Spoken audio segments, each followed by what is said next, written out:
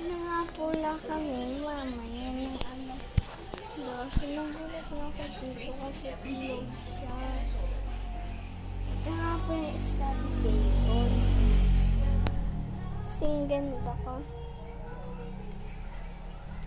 Guys, nakita niyo na po ba yung medalist ko? Ito po siya.